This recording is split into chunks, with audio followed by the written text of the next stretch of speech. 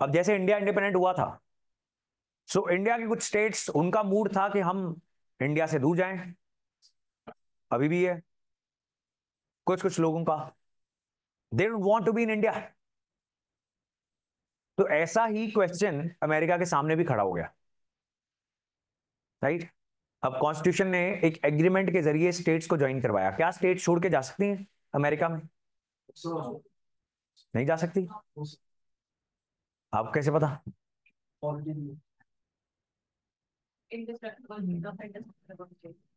ठीक बात है, लेकिन ये तो बाद में डिसाइड हुआ। जब कॉन्स्टिट्यूशन लिखा गया तब कंफ्यूजन थी कि क्या बनेगा, right. Now see who is this, anyone? Abraham Lincoln. Now what happened was in America, America के अंदर northern parts of America, they were enlightened. Enlightened समझते हो? क्या आइडियाज थे एनलाइटनमेंट के? Progressive ideas you can say. So enlightenment के जो ideas थे वो नॉर्दर्न एरियाज में थे, and this area was also industrialised. Enlightenment के आइडियाज क्या थे? ह्यूमनिज्म था, रैशनलिज्म था कि नहीं था? तो मतलब पढ़े लिखे लोगों वाली बातें। And also the northern states of America, they were industrialised, so such people would not want to have slaves at their homes. What do you say? सही बात है। ऐसे लोग घर में गुलाम लोग नहीं रखना पसंद करेंगे, और वो नहीं रख रहे थे। But the southern states of America, they were not enlightened, they were rural and agricultural, and their economy was based on slaves. Slave labor was a very important part of their economy. Slave labor समझते हो? Slaves क्या होते हैं? Why do we call some people slaves and not workers or laborers? What is the difference? ठीक है, आते कहां से वो? हायरिंग का क्या प्रोसेस है? हाँ, दूसरे आगे। हाँ ठीक है, आगे। हाँ, परचेज देम, राइट। तो जैसे घर में भैंसे हैं, भैंस बकरी मुर्गी, एग्रीकल्चरल सोसाइटी में किसी भी एग्रीकल्चरल फार्म का स्टेटस देखा जाता है कि उनके पास कितनी भैंस है, कितनी गाय है। वैसे ही during these times it was also seen how many slaves a particular farmer is having.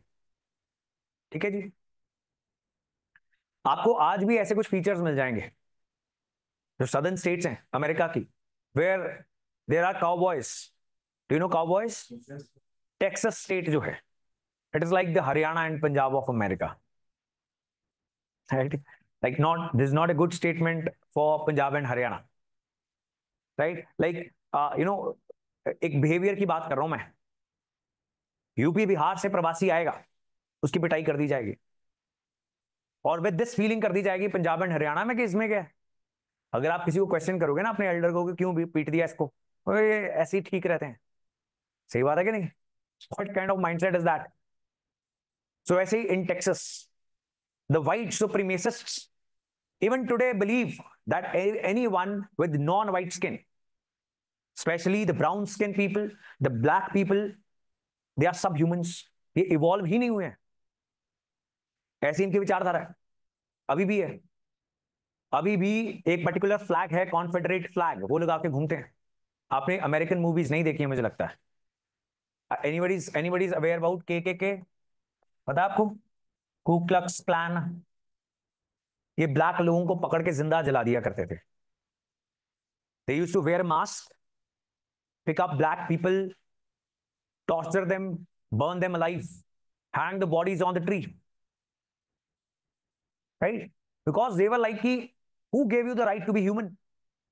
तुम तो एवोल्यूशन के प्रोसेस में हमसे बहुत पीछे हो।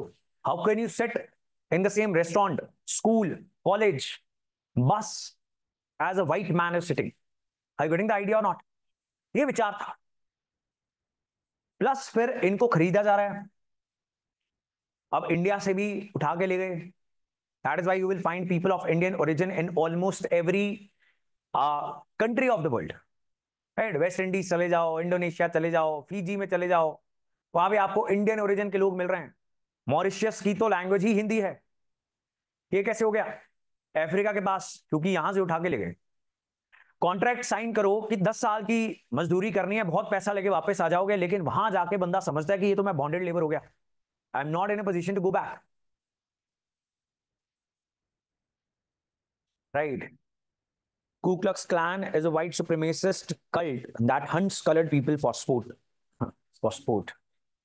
हाँ हाँ, बीच में उड़ जाते हैं. But now they don't do things that they used to do. It was like कि वो रात को अपना काम धंधा निपटा के आते थे और सारे मोहल्ले का जो यूनिट था वो मिलता था, एंड वो डिसाइड करता था कि आज कौन से ब्लैक घर पे अटैक करना है. And they had almost impunity, because पता ही नहीं लगता था, वो काम ही ऐसे कर रहे थे.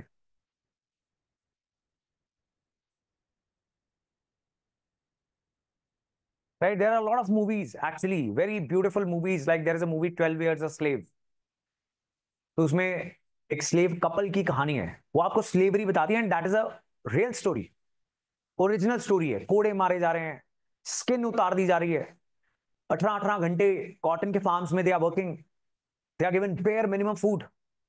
स्लेव्स के बच्चे भी पैदा होंगे तो वो भी स्लेव्स होंगे, क्योंकि घर में गाय भैंस है तो उसके बच्चे कौन रखेगा? किसान ही रखेगा ना. हो सकता है बेच दिया जाए, स्लेव्स के बच्चे पैदा होंगे तो बेच के पैसा कमाने का भी काम हो सकता है. इट इज लाइक ब्रीडिंग हो रही है.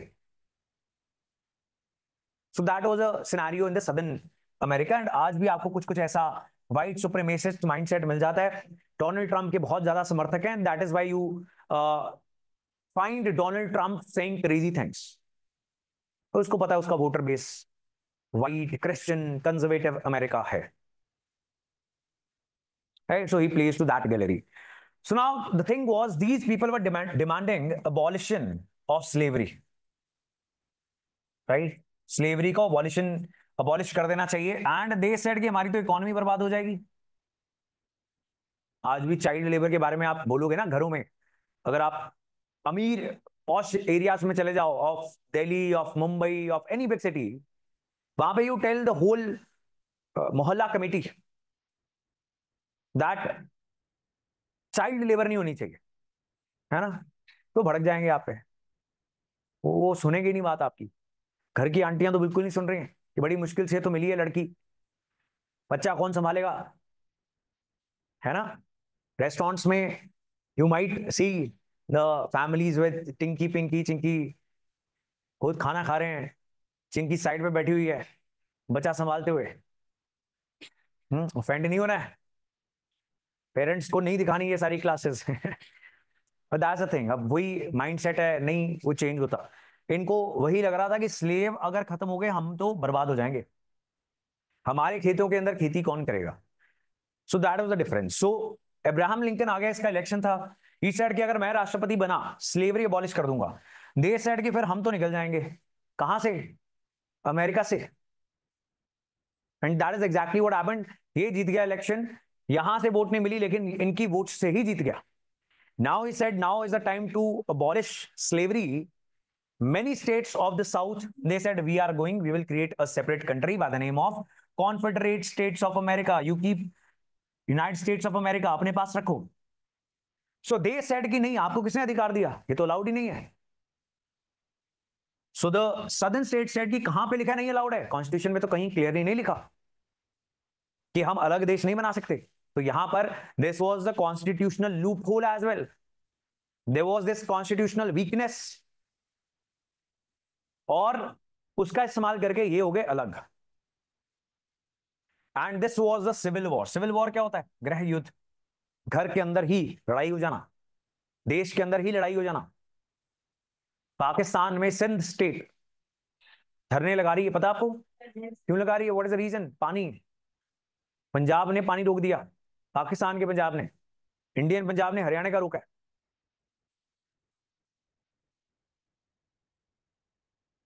So there are chances, people are saying कि सिंध एंड पंजाब, इनके बीच में सिविल वॉर भी हो सकती है. That is civil war. Is this clear? So that is how the civil war starts. इनकी आर्मी अलग हो गई. इनकी आर्मी में सारे ब्लैक लोग किस चीज के लिए लड़ रहे थे? कि उनकी पीढ़ी दर पीढ़ी चल रही स्लेवरी खत्म हो सकती है. They will obviously be ready to be killed as well, कि मर भी जाएंगे. और ये बहुत पैशन के साथ लड़ाई कर रहे हैं। फिर अब्राहम लिंकन ने युद्ध के बीच में ही स्लेवरी को अबॉलिश कर दिया। कौन सी स्टेट्स में? इन स्टेट्स में। कुछ स्टेट्स यहां पर भी रह गई थी जहां पर स्लेवरी थी, वहां नहीं किया। क्यों नहीं किया? अपने लोगों को नाराज नहीं ना करना। यहां के जो सारे स्लेव्स थे वो कहते अब तो हम आजाद हो गए, अब तो हम लड़ने जा रहे हैं। तो उनका जो मालिक है वो कह रहा है कि ऐसे कैसे हो गए, मैं नहीं मानता, वो चले गए, भाग गए। Right? So they also went to this side to fight the war. And कौन जीत गया? यूएसए जीत गया। Because they were industrialised, they were rural and agricultural. Technology किसके पास थी? इनके पास। पैसा इनके पास, strategy, commanders, leaders, everything. USA जीत गया, लेकिन फिर यूएसए ने रियलाइज किया कि हम तो बड़े कमजोर हैं, we need to do something. So ये जो सदर्न स्टेट्स थी इनकी इंडस्ट्रियलाइजेशन शुरू हुई, रिकंस्ट्रक्शन का पीरियड स्टार्ट हुआ। कौन सा period? And when they also became industrialised, तो स्लेव लेबर की जरूरत ही खत्म हो गई, ये इशू ही सेटल हो गया। अमेरिका ने ये भी रियलाइज किया कि हमें आर्मी पर भी इन्वेस्ट करना चाहिए, बिकॉज ऐसी और प्रॉब्लम्स भी आ सकती हैं। तो अमेरिका की आर्मी और स्ट्रांग की गई, सारा अमेरिका इंडस्ट्रियलाइज हो गया। They worked on economic growth. उनकी सोसाइटी में एक बहुत ही बुरा institution, the institution of slavery, खत्म हो गया। अमेरिका की ग्लोबल रिस्पेक्ट इंक्रीज हो गई। So America emerged as a stronger country after this civil war. Is the story clear?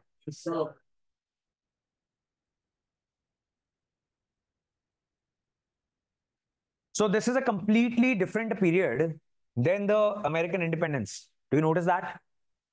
कब हुआ था America independent declaration? 4 July 1776, and this is like almost 100 years.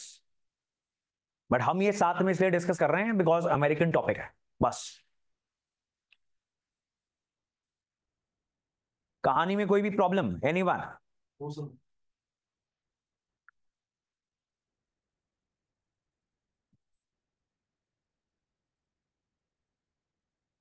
Alright, सो फिर रीडिंग रह गई है हमारी, रीडिंग कर लेते हैं।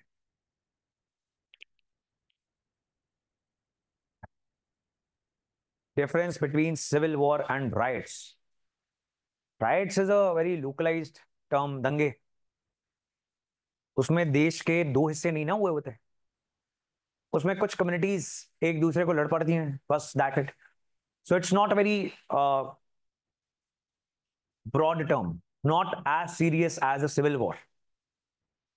सिविल वॉर होती है जैसे हम अफ्रीकन कंट्रीज की बहुत ज्यादा डिस्कशन करते हैं जो कई की डेकेड्स चलती रहती। श्रीलंका के अंदर सिन्हालास एंड तमिल्स, उनके बीच में सिविल वॉर हुई, दैट इज सिविल वॉर। ठीक है जी।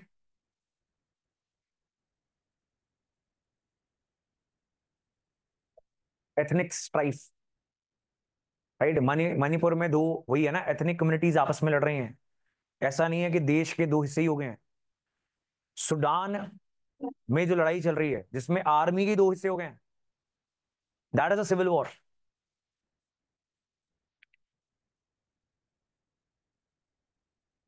Why is it called revolution and India struggle? So, why is the American War of Independence known as revolution? Because it was the first written democratic federal constitution, first experiment in capitalism. Discuss किया था ना हमने कि पहला capitalist country है ये।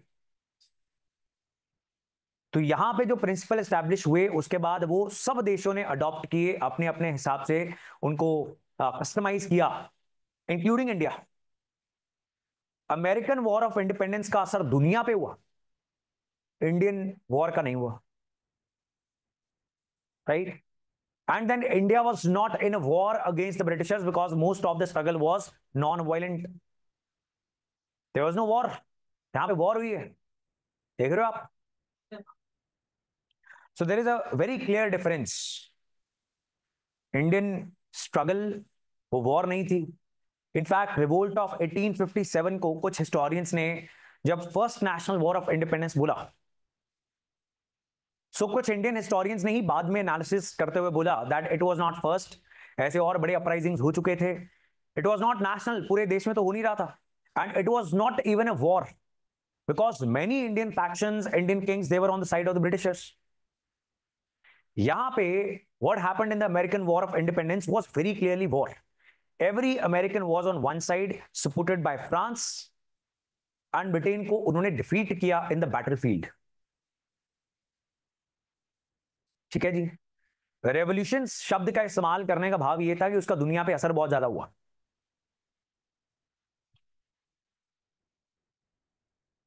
When America established a democracy, even Europe के अंदर किंग्स थे, monarchies थी. This was 18th century. So ऐसा कोई सेट मॉडल नहीं था जहां पर राष्ट्रपति हो, जिसके चुनाव हो, जनता सरकार को हटा दे. So this was a first in the history of humanity जो अमेरिका ने किया, and that model worked successfully. That is why all of us we implemented that model mostly. ठीक है जी. Anything else? Any other doubt that comes to your mind?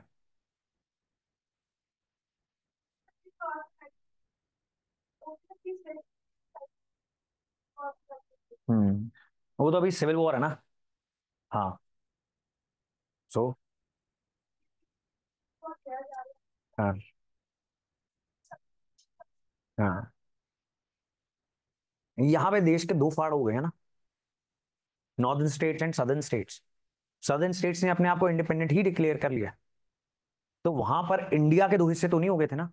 That half of the Indians are on one side, half of the Indians are on the other side. There were some British collaborators, that's it. But that point is to tell कि वो एक national war नहीं थी, वो राष्ट्रीय war नहीं थी.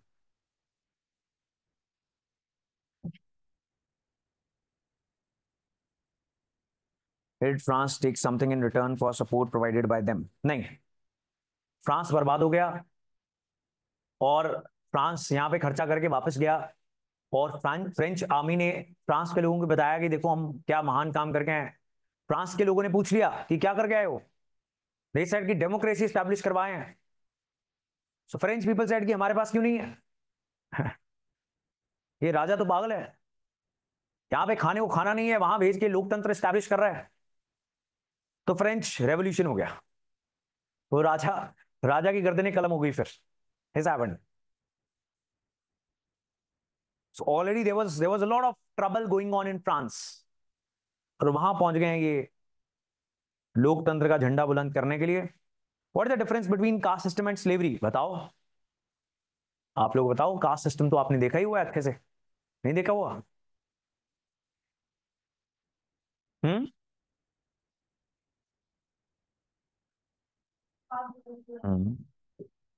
So one point is that slavery is based American slavery, not Indian. Indian में इंडिया में भी गुलामी थी. So one point is American system of slavery was based on race.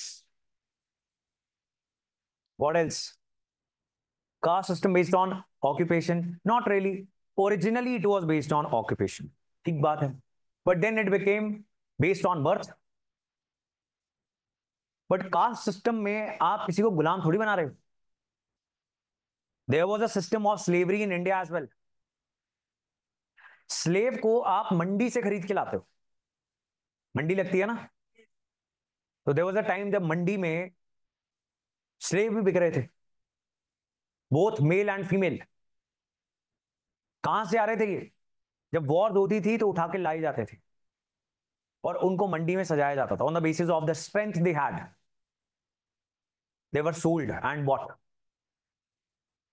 Cast system में कोई किसी का गुलाम नहीं है, लेकिन समाज के कुछ प्रिंसिपल्स बने हुए हैं, कुछ रूल्स बने हुए हैं, उसके आधार पर सबको काम करना है.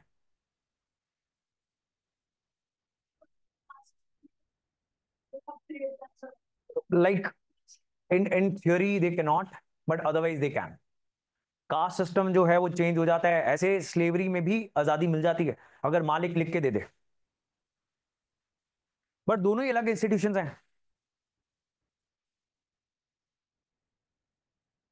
both are similar in the sense that they are used to oppress a certain section, but we cannot compare both these institutions. है तो वो भी स्लेवरी। कैसे?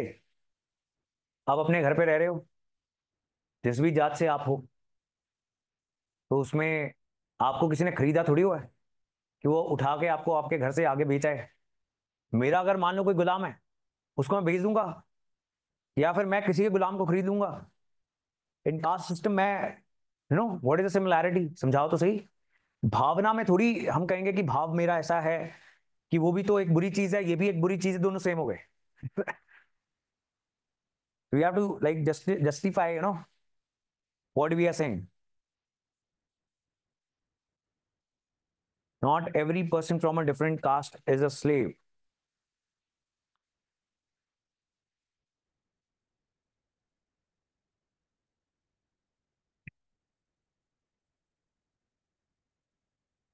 ठीक है जी, चलिए। So I think we should be reading American civil war now. The story is clear. Northern states enlightened, industrialized, educated, progressive. Southern states non-enlightened, rural, agrarian, and not very educated.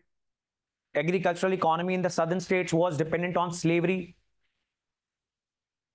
Chalo ji. So there was some economic and ideological differences between northern and southern states of America. There was also some confusion about the power of state and federal governments. क्या मतलब है इसका? State सरकारें अगर चाहें तो क्या central government यानी फेडरल गवर्नमेंट से दूर हो सकती हैं? This was an open question at this point of time. क्या स्टेट आजादी ले सकती है?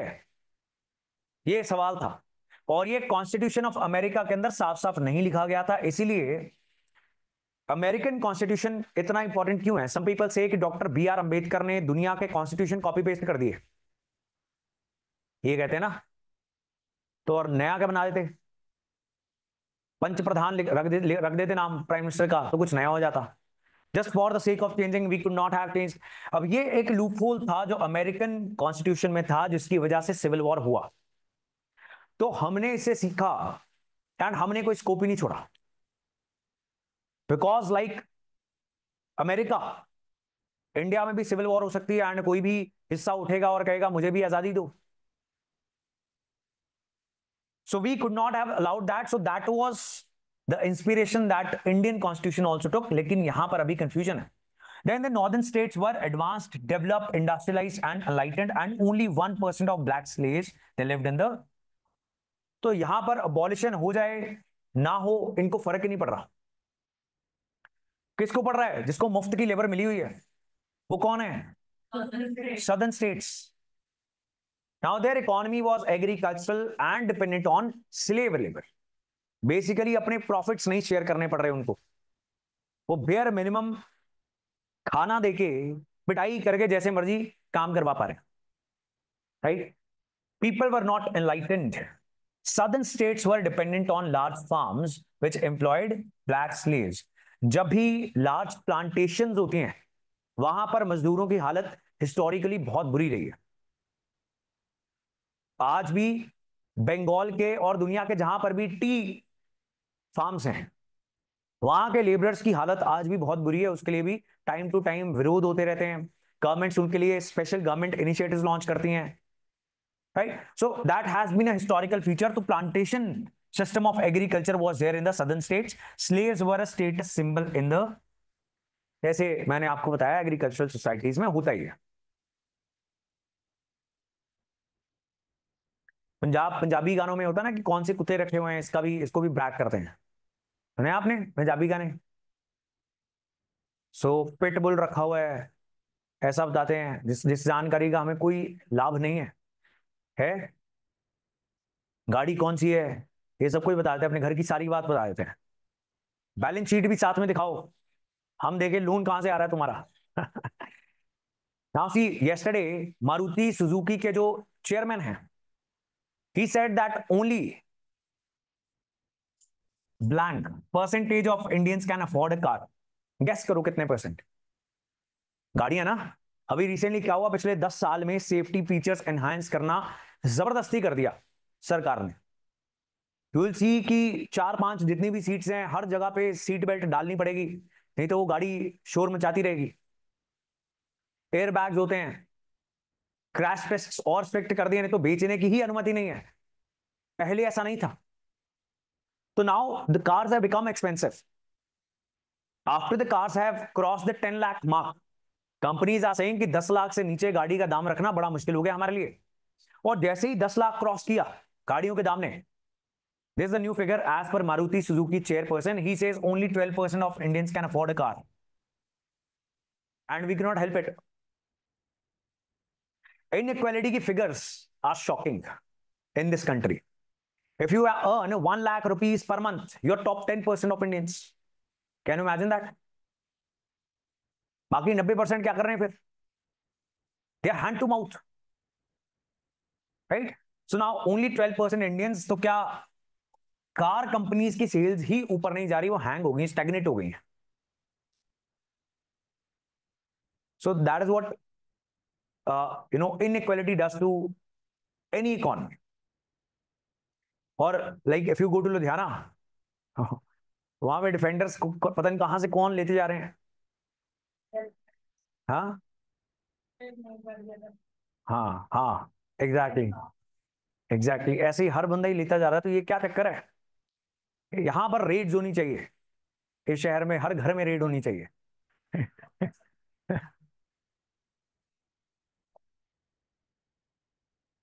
Black money, real estate.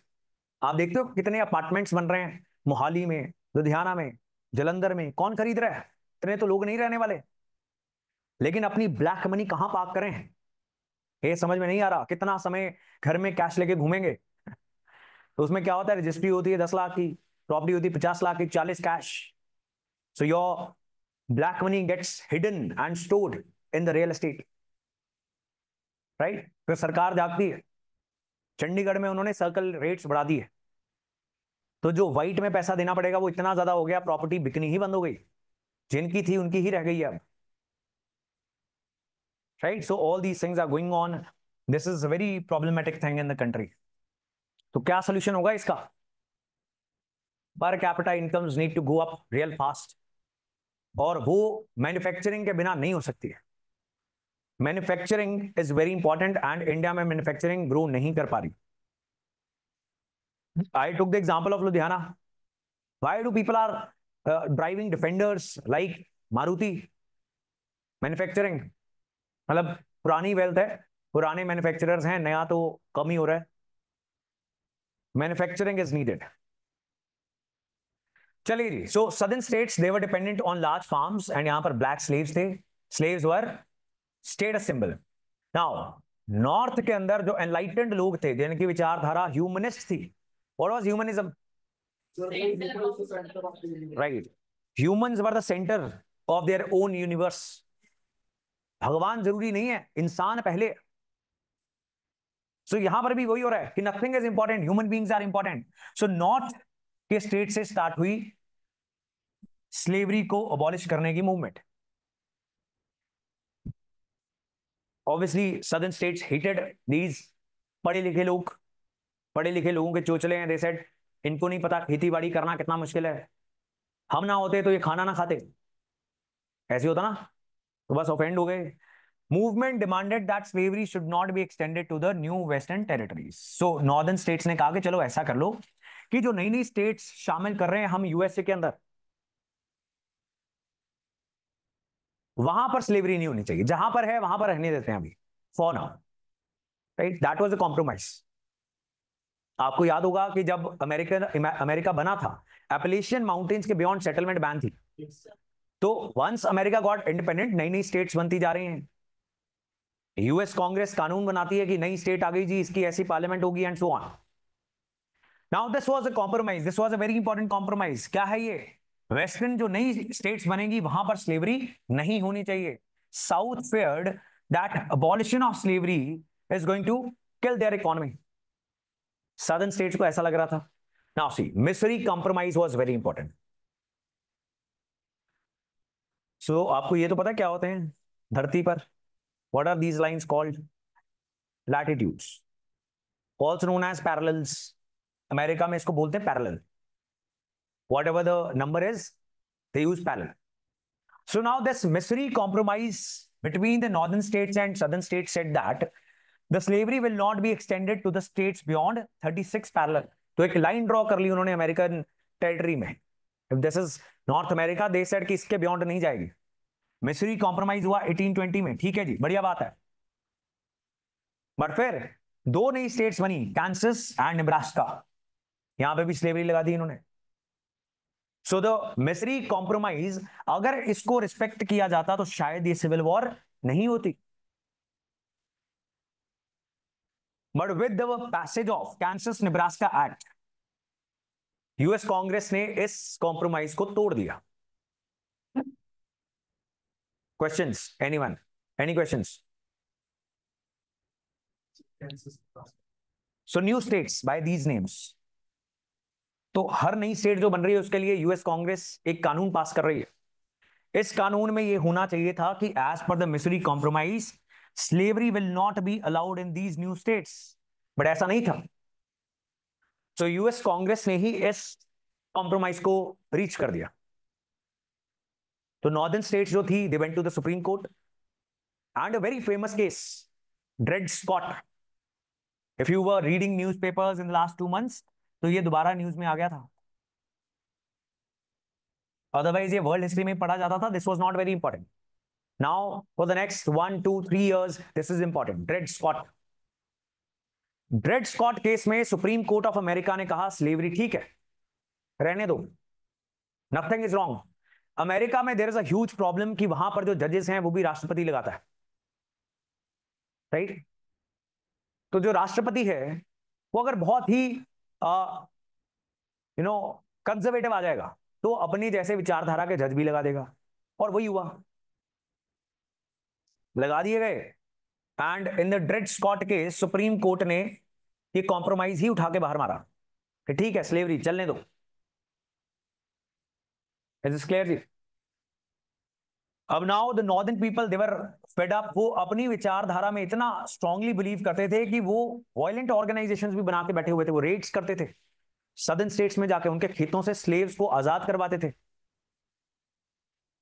Right? So this was a very passionate issue for Americans. In this passion ये बन गया ट्रिगर. फाइनल ट्रिगर क्या था? Election of Abraham Lincoln. Because he promised to abolish slavery if he will be elected, और ये elections जीत गया. Is this clear जी? नींद तो नहीं आ रही आप लोगों को? So do you remember renaissance? ऐसा लगता है कि कई साल पहले पढ़ा था. ऐसा लग रहा है आपको? 2 ही दिन पहले पढ़ा था. जो renaissance meant what? Rebirth of human mind. Because of the rebirth of human mind सोचने लगा. और फिर ह्यूमन माइंड के सोचने पर कुछ क्रिश्चियंस ने क्वेश्चन करना स्टार्ट कर दिया चर्च को कि इसको रिफॉर्म करो, and that was a reformation movement. So renaissance की वजह से क्या हुआ था? रिफॉर्मेशन. रेनेसां की वजह से ही एनलाइटनमेंट भी हुई थी. Some of the enlightenment thinkers, Thomas Hobbes याद है आपको? John Locke, Baron de Montesquieu, Rousseau. And Baron de Montesquieu ने कौन सा प्रिंसिपल दिया था? Separation of power. Now see, such beautiful preparation you are doing. सच बता रहा हूं मैं, अगर आपको ये सारी चीजें याद है. मंडे को स्टार्ट किया था. मंडे तक आपको नहीं पता था कि कोई ऐसे लोग भी थे, राइट? एंड अगर कोई आपको बताता कि रेनेसां, आप कहते कि क्यों क्यों मेरे दिमाग में इतना कठिन शब्द डाल दिया. हाँ जी. ना, nothing. King, church, feudal lords, that's it. No rights, no human rights, nothing. Middle class की कोई पूछ नहीं रहा था बात. वो तो because of enlightenment, scientific revolution, because of scientific revolution, geographical discoveries, and और क्या हुआ? इंडस्ट्रियल रेवोल्यूशन हो गया. एग्जैक्टली. जब इंडस्ट्रियल रेवोल्यूशन होगा, for the very first time एक कैपिटलिस्ट क्लास इमर्ज करेगी. ट्रेडर्स, मैन्युफैक्चरर्स, प्रोफेशनल्स इमर्ज करेंगे. This will be the new middle class. They will start demanding rights, and they will get it either through reform or और what? Revolution, या तो reform या revolution. UK ने किया था reform. Revolution कहां कहां हुआ? American revolution, French revolution, Russian. American we have discuss, French and Russian we are going to discuss.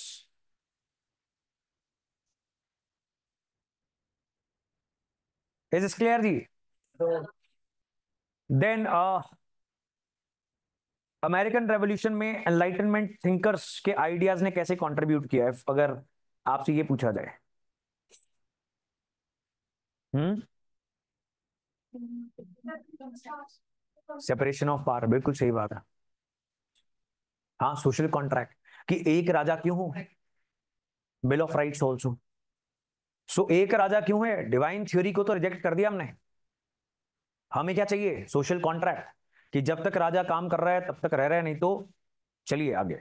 Thinkers, हाँ याद रखने चाहिए, थिंकर्स सिर्फ वर्ल्ड हिस्ट्री के लिए इंपॉर्टेंट नहीं है, otherwise also they are important. कई बार ऐसे राइटिंग में भी काम आ जाते हैं, और ये बहुत इंपॉर्टेंट थिंकर्स हैं, इसलिए आपके सामने आए हैं।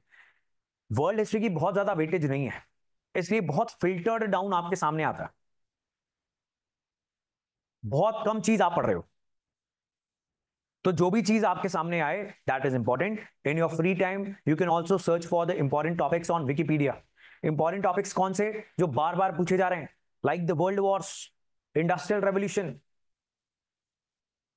इंडस्ट्रियल रेवोल्यूशन कभी वो पूछते हैं in reference to Europe, sometimes in reference to the changes in the society, sometimes in reference to India, कि इंडिया में कब आई। ठीक है जी। Gentry was also like a noble class. ये जो जितने भी लॉर्ड्स हैं, इनके नीचे सब lords, so that was gentry. ठीक है जी। और एक सो अब्राहम लिंकन बन गया राष्ट्रपति, और 7 स्टेट्स छोड़ के चली गई है, उन्होंने बना लिए कॉन्फेडरेटेड स्टेट्स ऑफ अमेरिका। बाद में 4 और चली जाएंगी, टोटल 11 स्टेट्स बन गई Confederate states of America. 5 states जहां पर स्लेवरी थी, उन्होंने सीएसए ज्वाइन नहीं किया, स्टेट इन यूएसए। तो टोटल 11 स्टेट चली गई हैं, जो बन गई है एक अलग देश। लाल सा झंडा इन्होंने बना लिया। What are they fighting for? Slavery, isn't it? How crazy is that? तो आज भी व्हाइट सुप्रीमेसिस्ट ये लाल सा कॉन्फेडरेट फ्लैग अपनी दुकानों पर, अपनी गाड़ियों पे लहरा लेते हैं। क्या पर्पस है, क्या लगता है आपको? बस ब्लैक लोगों को बुरा फील करवाना। इंडिया में भी हम ऐसे ही करते हैं ना, करते कि नहीं करते हैं? कुछ झंडे, कुछ तस्वीरें लगाते हैं, क्यों? हमें पता है कि कोई कम्युनिटी हर्ट हो सकती है, we still do it. What do we gain? बताओ। जो लगाते हैं, हाँ, उनको क्या, उनको कुछ तो मिल रहा है ना। हाँ, एग्जैक्टली exactly. क्या कहोगे आप ऐसे लोगों को? If you are suppose to choose mature people, wise people, और immature stupid people, isn't it? Now if I know मेरा नेबर किसी एक पर्टिकुलर धर्म से है, और अगर मैं ये तस्वीर लगाऊं, या फिर मैं अपने धर्म का सुबह 4 बजे लाउड स्पीकर लगा के उसकी तरफ कर दूं, तो उसका मन दुखेगा, लेकिन मैं तो करूंगा। क्यों? मुझे पॉइंट प्रूव करना है, कुछ मेरी ईगो बूस्ट मिलना चाहिए मुझे सुबह सुबह 4 बजे। ऐसी है कि नहीं है? सो दैट इज स्टुपिडिटी। ये अभी भी लाल झंडे और जो कॉन्फेडरेट स्टेट्स के लीडर्स थे, उनकी मूर्तियां अभी भी बना के बैठे हुए हैं वहां पे। वो जो मोटरसाइकिल गैंग्स हैं अमेरिका की, again if you know anything about the American culture, you would know that. वो जो पंजाबी गानों में भी इन्फिल्ट्रेट कर गया, बंदाना, हुड्स, राइट? पता नहीं पंजाबी लोग क्या है। हाँ, अजीब चीजों से इंस्पायर होके आ जाते हैं। हाँ, होते हैं ना। Now every Punjabi song is telling the youngsters in Punjab that हमारा एक हुड है, जिसमें हम कत्ल कर देते हैं, हम पागल लोग हैं बेसिकली। कोई है sense? If you just subtract the music from दो songs, and if you tell that to your grandfather, your grandparents, they'll think कि इसको पागल खाने में जमा करवा के आओ, ये तो हिल गया बच्चा, खत्म हो चुका है इसका दिमाग, ऐसे बोलेंगे। But we are vibing on दो songs. Unfortunate. Civic sense reflect करती है, right? Firstly we are all Indians instead of pursuing our religious superiority, right? And any idea that is against unifying India is going to harm every community. In fact जिस community ने हथियार उठाए, सबसे ज्यादा नुकसान किसका होगा? उसी का होगा, कश्मीरीज। एक लड़का था शायद लोकल कश्मीरी, है ना, और सारी इकोनॉमी कोलैप्स करवा गया। देन इस्लामिक टेररिज्म का सबसे ज्यादा इंपैक्ट इस्लामिक लोगों के ऊपर ही है। सारी दुनिया में एयरपोर्ट्स में तलाशियां देते फिर रहे हैं। Nobody is listening to them like humans. Nobody is looking at them as humans. लोग उनको ये नहीं कहते कि ये इंसान है, पीपल लाइक कि मुस्लिम है। ऐसे होता है कि नहीं? आपके आसपास भी, आपके मन से भी यही आवाज निकलती है, एंड वो आवाज आपको किसी और के प्रति नहीं आएगी। आएगी? नहीं आएगी। मेरे तो एक दोस्त ने गलत ही रास्ता बता दिया एक मुस्लिम अंकल को परसों। तो मैं क्या, ये क्या किया? तो कहता कि ये टोपी क्यों पहन के रखते हैं? अरे ये कैसी बात हुई, right? And and it was not even Friday, he said. कहता फ्राइडे हो फिर भी मैं समझ लूं, सह लूं। क्यों? फ्राइडे जुम्मा होता ना, कि नमाज पढ़नी है, तो मे बी, राइट। चलिए, now 5 states where slavery was legal stayed in the union. It became the most destructive conflict in the American history.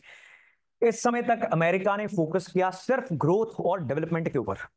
America ने अपनी आर्मी के ऊपर बहुत ज्यादा पैसा नहीं लगाया, but this was the realization. And समय रहते अमेरिका ने अपनी आर्मी बिल्ड कर ली, नहीं तो बाद में जब वर्ल्ड वॉर होती तो बड़ी मुश्किल हो जाती है अमेरिका को, राइट? फिर सदर्न स्टेट्स के अंदर भी इंडस्ट्रियल बेस डेवलप कर लिया इन्होंने, तो सारा देश ही इंडस्ट्रियलाइज हो गया। अब जब north to south you have industries, सामान बेचना भी है ना, किसको बेचोगे? सारी दुनिया में निकल पड़े हैं। और इन्होंने कॉलोनीज नहीं बनाई, देयर एजेंडा वाज कॉलोनीज को छोड़ दो। तो हमें भी बड़ा अच्छा साउंड करा, इंडियंस को भी ऐसे ही बोल रहे थे सेकेंड वर्ल्ड वॉर में। दे वर प्रेशराइजिंग ब्रिटेन की इंडिया को फ्रीडम दे दो। हमें लगता है कि बड़े अच्छे लोग हैं, पर नहीं, दे वर लाइक कि leave these markets, free competition आएगा फिर देखते हैं कौन बॉस है। अभी तो तुमने इकोनॉमी बंद करके रखी हुई है, तुम अलाउ ही नहीं करते अमेरिकन सामान को। And this country became the country of traders. ये दुनिया में हर जगह पर जहां पर जंग होगी हथियार लेके पहुंच जाएंगे कि हमारे जहाज देखो, हमारी बंदूकें, गोलियां। इनके डिपार्टमेंटल स्टोर्स में बंदूकें मिलती हैं, राइट? डिपार्टमेंटल स्टोर्स में, जहां पे हम 10 बार सोचते हैं कि गुड़ लेना है कि शक्कर, दे आर लाइक कि बंदूक ले लें कि नहीं लें। How crazy is that? That is by, इतने शूट आउट्स होते हैं अमेरिका के अंदर, लेकिन व्यापारियों का देश है, व्यापार नहीं रुकने पाएगा। ठीक है जी।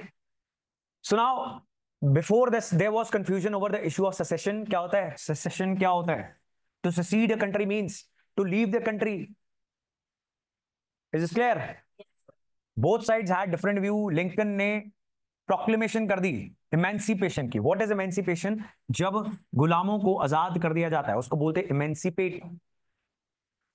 बीच युद्ध में, बीच सिविल वॉर में this emancipation proclamation was issued.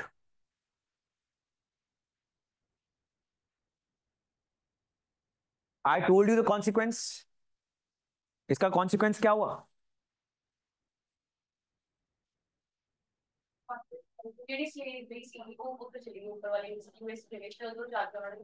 Right right, जो सदर्न स्टेट्स जो बन गए थे कॉन्फेडरेट स्टेट्स ऑफ अमेरिका,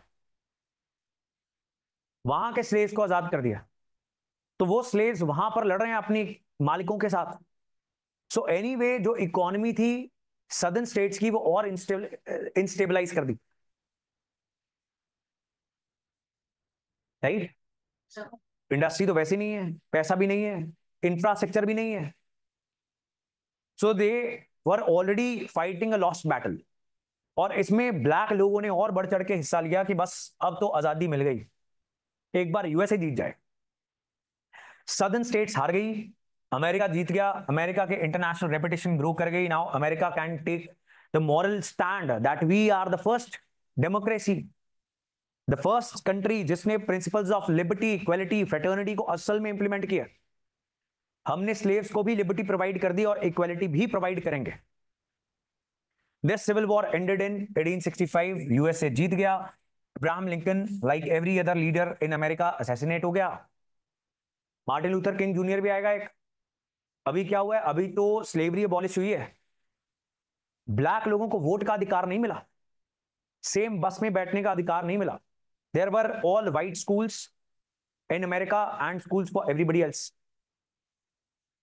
उस चीज को चेंज करने के लिए there will be a person, the leader whose name was Martin Luther King junior, जो महात्मा गांधी को अपना आइडल मानते थे एंड उन्हीं नॉन वायलेंट तरीकों से वहां पर उन्होंने लड़ाई लड़ी। He gave historic speeches and vote का अधिकार मिला, but that person was also assassinated. Gun culture, gun culture.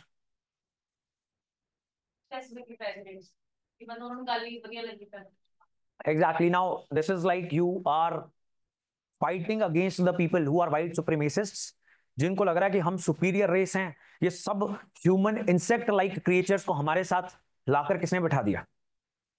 बात यह है कि जबरदस्ती से सोशल चेंज नहीं आना चाहिए और ना ही आता है।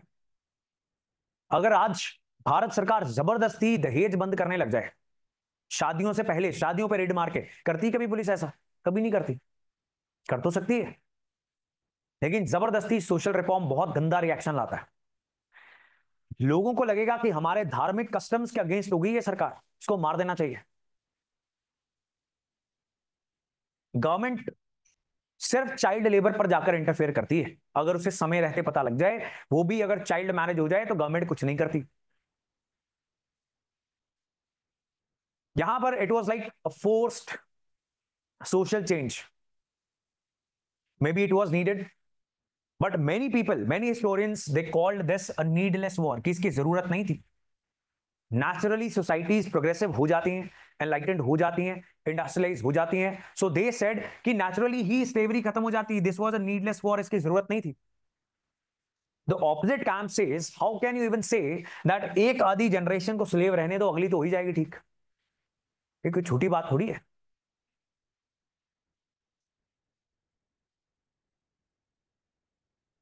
अब देखो, गवर्नमेंट ऑफ इंडिया बड़ा डेस्परेट अटेम्प्ट करने पे आ गई है, खासकर जब महिलाओं ने वोट डालनी स्टार्ट कर दी।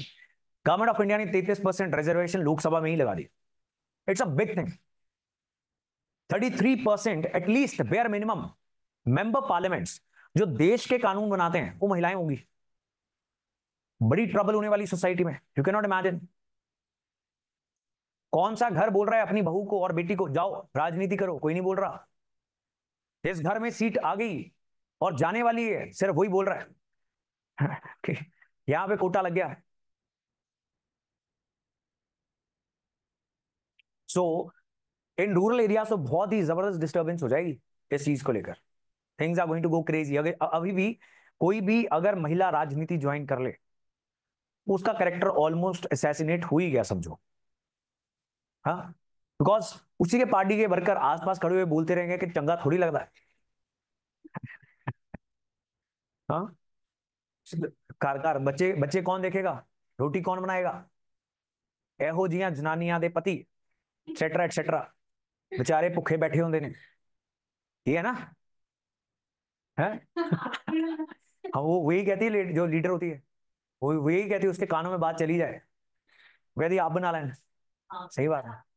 हाँ, ठीक है। अब तो रोटी बनाने वाली मशीन भी आ गई है। एक्चुअली थोड़ी ना फैमिलीज को सेटिस्फेक्शन भी मिलती है, मानना पड़ेगा, अपनी बहुओं से काम करवा के। बेटियों से नहीं करवाया होता, बहुओं से करवाना है। That you know that tendency to feel कि हमारे बेटे को हमारी बहू कंट्रोल ना करे, लेकिन हमारे दामाद को हमारी बेटी जरूर करे। सोसाइटी जब छोड़ती नहीं है इन टेंडेंसीज को, थोड़ा सा फिर ट्रबल क्रिएट करना पड़ता है सरकारों को। आपकी छाती में से लाइट आ रही है? हैं? आईपीएल का मैच थोड़ी चल रहा है, सारे अपनी टॉर्च ऑन कर लेंगे। इन माई सिटी विद आप लीडर जीवन जोत। और एग्जैक्टली हर हर जगह पे होता है। It's very difficult to be a woman, ये तो मानना ही पड़ेगा.